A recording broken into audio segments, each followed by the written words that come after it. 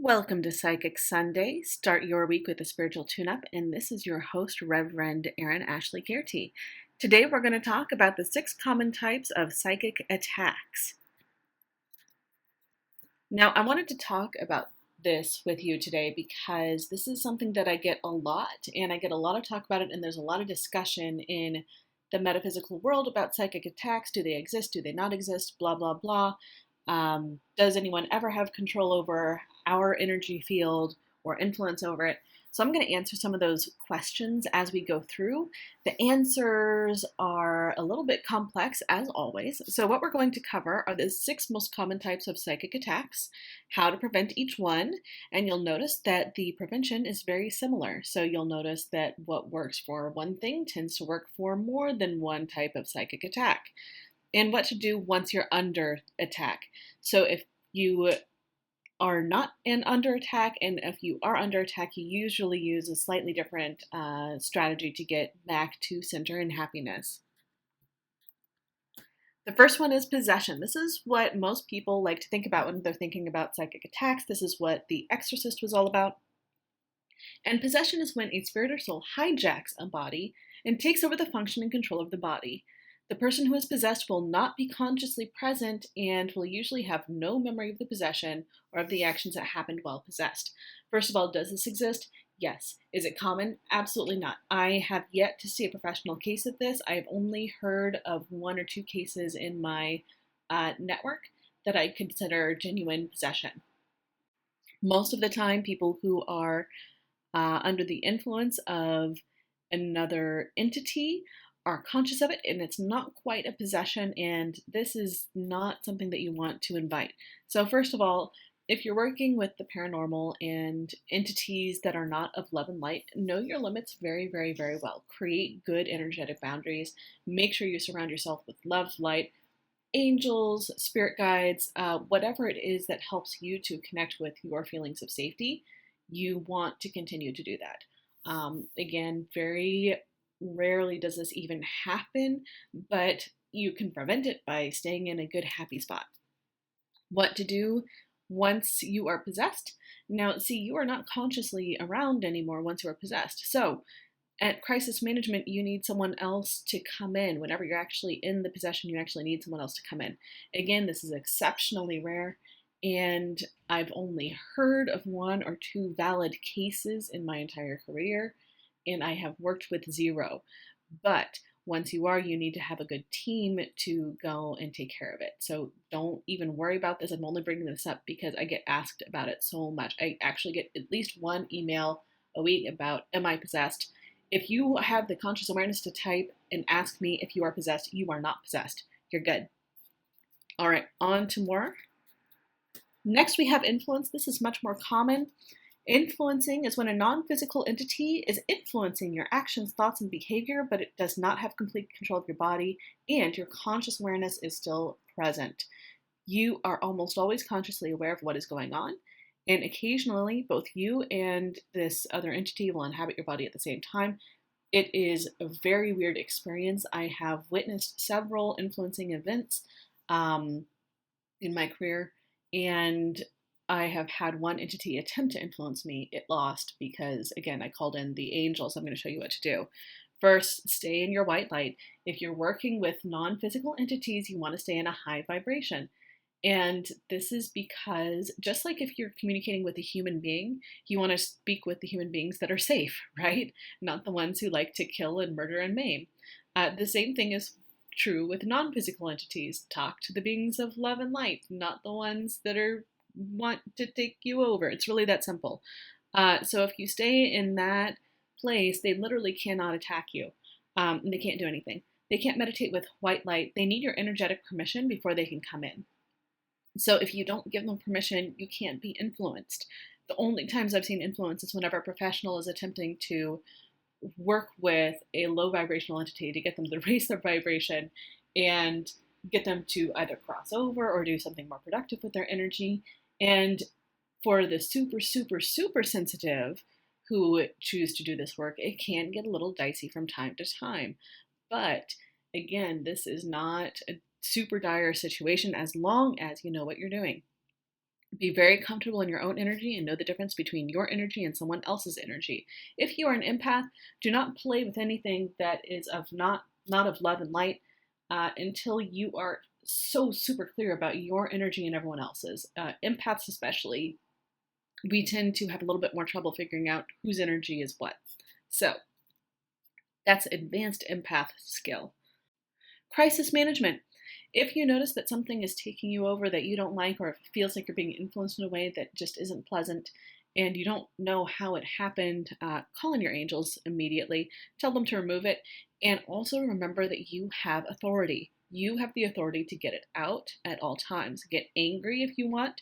Use that energy. Anger has a lot of really positive momentum to it whenever it is true anger and not blame anger or frustration anger. This is just your pure anger energy. You can use that to push the entity out of your energetic field, and it's just a nice little energetic pulse, and you own your body.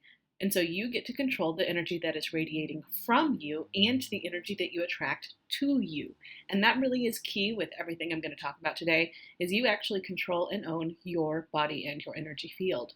So that's influence. Unconscious psychic attack. An unconscious psychic attack happens when someone unintentionally sends you the bad juju. They're thinking thoughts about you that aren't happy, and because you're a sensitive person, you're picking up on it. They may not even realize that they are capable of hurting anyone with their thoughts and energy, and they may not realize that you are highly sensitive. So, prevention. First of all, keep your chakras and your energy clear and happy. Meditate in white light on a regular basis and align with love energy. Whenever you do this, anything that's low vibration that tries to come into your energy automatically just gets transformed to positive energy. So you can't feel it. Doesn't matter. And then the other thing you want to do is make sure that your happiness is not dependent on the approval of others. The reason is this creates cords of energy where you are basically trying to get energy into your chakra system through their approval. So you're energetically, on accident, hooking up with a whole bunch of people for your happiness. And so whenever I see someone who has problems with wanting everyone's approval all the time, I basically see them with a whole bunch of cords coming out. And that means that if someone doesn't feel happy towards them, they're inviting that dislike and disapproval into their energy system. And then they experience all the fun things that happen whenever you get disapproval in your energy system. It's not cool. It doesn't feel good. So just remove that need to have the approval of others. You're always going to want, it's always going to be more pleasant to have approval than to not have it, but you want to make sure that you're clear enough that you don't need the approval of others in order to feel centered, whole, and complete as you are. Crisis management. When you realize you are being psychically attacked, immediately reject any new incoming energy that is not yours. Simply say, this isn't my energy. I don't take ownership of it. Return it to whomever it came from. And center within yourself and get in touch with your own natural strength. If you're still feeling the attack, call in the angels, guides, and meditate with your higher self as soon as possible. Bring in the love. The more love you bring in, the more that's going to dissipate all the ick. Conscious psychic attack.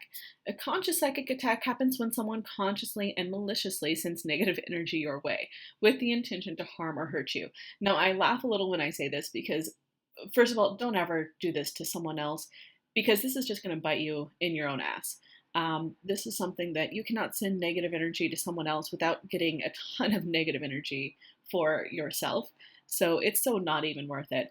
That being said, sometimes there's a jerk out there who sends you negative energy on purpose because they need to heal and they aren't healing yet. So they're in this whole, I'm going to attack everything. So if this happens, first prevention, again, you want to keep your chakras clear and happy. You want to stay in a high vibration. You can't have an attack happen on you unless your energy is welcoming it in some way. It can be an unconscious welcoming, but you have to welcome it in some way. If you don't welcome it, it doesn't come in. So meditate in white light on a regular basis, align with love energy, and make sure that your happiness is not dependent on the approval of others. This is so huge. I keep repeating it because it's so huge. If you are needing, for instance, your mother's approval, and your mother is, let's say this is an unfortunate situation where your mother is a narcissist, and so she sends negative energy your way on purpose because she wants you to do whatever she thinks you should do, and therefore wants you to feel badly anytime you don't do that, right? Then what you want to do is you want to make sure that your self-worth is not remotely dependent on her. And you want to make sure your happiness isn't dependent on her approval or disapproval. And when you do this, then regardless of whether she's thinking good thoughts or bad thoughts about you, you'll no longer have that connection. That's how you gently release the cords, is reclaim your own happiness and your own self-approval. Crisis management: when you realize you're being psychically attacked by a jerk, first, immediately reject any new incoming energy that is not yours. Center within yourself and get in touch with your own natural strength. And if you are still feeling the attack, call in your angels, guides, and meditate to meet with your higher self as soon as possible. Now, you'll notice this sounds the same as some of the stuff we've done before. That's because it's all energy. So even though it has a slightly different way that it comes to you, it's still energy. So the same things work. And feel free to play to find what works best for you. The next step is do a white light meditation. Ask for a mirror to be placed around you. Now, this is really important if someone is just like bombarding you and you're feeling super attacked. You can set a mirror, and the intention is that any energy that is not yours just goes back to the original sender twice as strong, and they reap what they sow. Now, this is simply intention, and for you, this may not be right. You'll know because you'll check in and be like, oh no, that feels awful to me. Don't do it if it feels awful to you. That's the wrong vibration. Another person might look at this and be like, oh, this feels right to me. So you got to listen to your heart here. Don't ever use a method that doesn't feel right to you, because it's not right for you. If it doesn't feel right, it's not right. End of story. Curses. Okay. First of all, we have to cover this because I'm a trained psychic and intuitive, and this is the number one way unethical people will use to scam you out of your money. So if someone comes up to you and says, hey, you're cursed, and I will remove that sucker for you for $300 to $500 on the street, then in general you want to say no, because curses are fairly rare and you can break them yourselves, and you don't have to have someone else do it for you. Now, the reason scam artists like $300 to $500 is after the fact. Most people won't report it if they realize that it was a scam. And so because it's just enough money that people are out money, but it's not so much money that they feel compelled to go to the police because they're embarrassed. On top of that, the other portion of this is if someone asks you for all of the family jewelry or anything of that nature, or multiple thousands of dollars to remove a curse, tell them no. Tell them no. If someone does a psychic reading for you for a low price and then all of a sudden discovers a curse, and the curse removal is not a part of the psychic reading, or if they are not a well enough trained psychic who can actually tell you what to do about the curse, do not pay them more money to remove the curse. A trained intuitive can tell you what the best next steps are, and they should be either free or a very reasonable price for curse removal, because again, part of the whole point of getting a psychic reading is getting actionable and empowering information. If it's not actionable and empowering, it's not a good reading. Okay, now that I've done my rant about curses, let's talk about it. A curse is a conscious psychic attack on steroids. A curse happens when someone deliberately creates a ritual with the intent to harm someone else and then enacts it and puts it into motion. All right, so some people actually do this. Do not be one of the people who actually do this, because this is so bad for your energy to do to someone else. Forget about the fact that you're actually creating negative juju in the world. You're creating negative juju for yourself. Anyone who creates a curse is going to reap what they sow, so much more than any person who receives a curse. So I've witnessed one person who did curses as a living. She was about 40, 45. Her body was ridden with cancer completely. She was a practicing witch of the dark arts, and she just was not healthy, remotely healthy. Her body was breaking down because of the stuff that she was doing. So don't do this. This goes under bad juju, under things you don't want to do. And if someone puts this on you, some things to know. If you have the intention that curses can't affect you because your chakras and your energy is clear, then guess what? They can't do anything to you. They can curse you all they want, but nothing's going to happen. Meditate in white light on a regular basis, and white light just represents healing light. I love white light because it just feels really good. Just any healing light aligned with love energy. And once again, just don't connect your happiness to the approval of others. You're going to be fine without their approval. You can be fine with their approval too. So it's fantastic. You're great. Again, this is so similar. Why? Because it's all energy. If you actually have a curse, clear yourself with sage or a clearing ritual and follow all the other steps for a conscious psychic attack. A curse cannot stay in place once you have energetically rejected it. Once you have rejected it, it doesn't belong in your energy system. You control your energy system. And so you've aligned with the highest good for yourself and all others, and you've rejected it. It can't stick. On top of that, anytime you're living on purpose, you're aligned with your life purpose and you're living it out to the best of your ability, no negative juju is going to stick to you. It can't, because the reason you incarnated is so much more powerful than someone else's intention that you experience something negative. It's just not possible. So curses can be broken.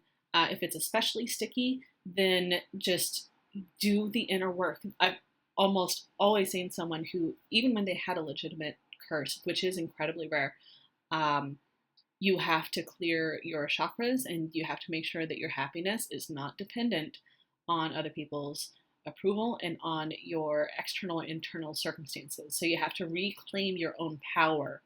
You have to reclaim it. You can't let other people control your happiness. Leaky chakra syndrome. This is the final of the 6 types of psychic attacks. And this one's just a little bit different because this is something that we accidentally do to ourselves. Actually, most of these are the effect of us not taking good care of our energy system. But leaky chakra system is when you are too energetically open and the people you are around, all that stuff comes into your energy field. So you get their baggage, the guilt, the psychological issues accidentally, and their issues will feel and act like they are your own. This is especially common with empaths. We tend to pattern the people we are around on a much deeper level. Everyone does it to some extent because we're human beings, we're wired that way. Empaths just decide to do it a lot more. Not consciously, we're just literally wired to pattern after other people.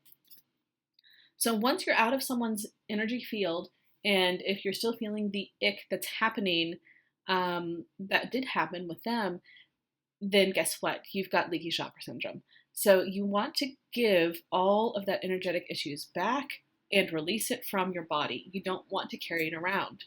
So to prevent it, first of all, white light meditation before you go out in public or crowded places. Mind your energy. Make sure your body is in open posture as best you can.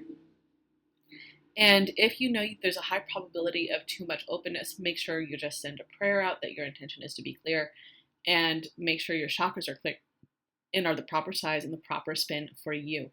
There is a free chakra meditation download as a part of being on the email list. So if you're not on the email list at www.spiritualmechanic.com, go ahead and get on it, and you will have your free chakra meditation within minutes in your inbox. Crisis management. Once you realize you have leaky chakras, as soon as you get a chance, do a chakra cleansing. Get the chakras spinning out the ick and get rid of all the psychic junk. Salt baths are fantastic. I love salt baths. And at this point, regardless of whether the issue started off as yours or not, now that they're in your energetic field, they're now yours. So you've got to release them. So you want to release them and heal them as though they are your own. Now, if they're not your own, then they shouldn't be deep-rooted and they should be pretty quick to clear. And that wraps up this round of Psychic Sunday. So what are your thoughts about the 6 most common types of psychic attacks? Go ahead and share below. Thank you for watching. And once again, if you want a free chakra meditation, which helps with all of the types of psychic attacks that we talked about, visit spiritualmechanic.com and put your name and email address, and you'll get it in your inbox in just a few minutes. Thank you for watching, and I'll see you next time.